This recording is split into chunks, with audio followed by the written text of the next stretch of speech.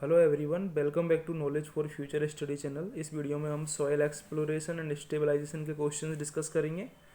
पहला क्वेश्चन है, lime stabilization is very effective in treating. Important question है, आ सकता है एग्जाम में। लाइम स्टेबलाइजेशन किसके लिए काम में आता है? प्लास्टिक क्ले सॉइल्स के लिए काम में आता है। ठीक है, डी ऑप्शन करेक्ट है। प्लास्टिक क्ले सॉइल्स के लिए लाइम स्टेबलाइजेशन काम में आता है।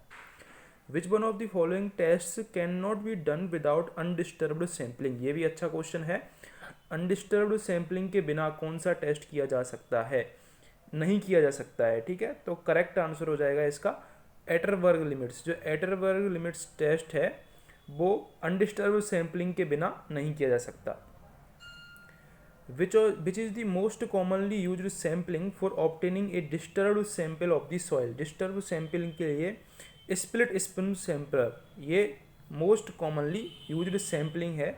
Split spoon sample disturbed sample के लिए। ठीक है, for collecting undisturbed samples the area ratio of sampler is to be. Area ratio less than 10% और लेस देन 50% भी आता है कई जगह।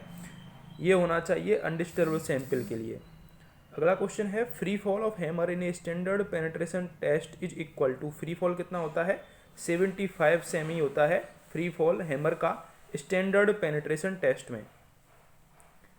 The relationship for minimum depth of foundation is given by. Minimum depth of foundation के लिए जो relationship होती है वो होती है D minimum is equal to Q upon gamma 1 minus sine phi upon 1 plus sign phi का square. In standard penetration test N value is. N value क्या होती है? ऑप्शंस है, number of blows for the first 15 सेमी penetration, number of blows for the first 30 सेमी penetration, number of blows for 30 सेमी penetration after the first 15 सेमी penetration. C option correct है। पहले 15 सेमी पेनिट्रेशन के बाद के जो 30 सेमी पेनिट्रेशन होता है उसके लिए जो नंबर ऑफ विलोज की वैल्यू होती है वो होती है एन वैल्यू। ठीक है, for clays of moderate to high plasticity which of the following agent is the best for improving soil properties. High plasticity के लिए कौन सा जो मटेरियल है, एजेंट है, वो बेस्ट होता है? तो करेक्ट आंसर हो जाएगा इसका लाइम। हाई प्लास्टिसिटी के लिए, प्लास्टिसिटिक क्ले के लिए लाइम हम मिलाते हैं, लाइम स्टेबलाइजेशन हम करते हैं। ठीक है, अगला क्वेश्चन है हमारा, consider the following statements. Lime stabilization leads to.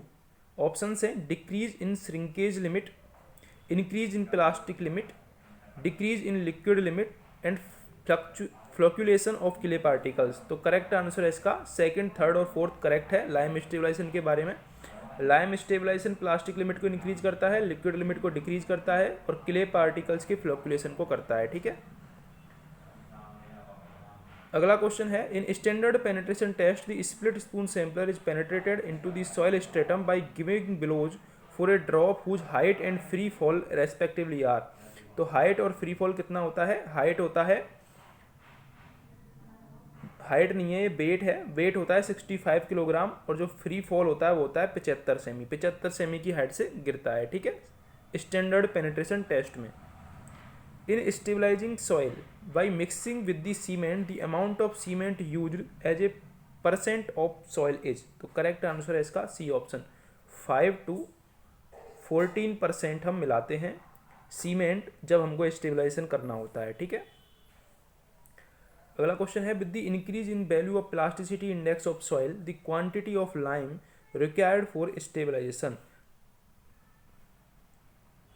Increases. Quantity of lime increase हो जाती है यदि हम प्लास्टिसिटी इंडेक्स को इंक्रीज करते हैं। With the increase of plasticity index value the quantity of lime required for stabilization also increases.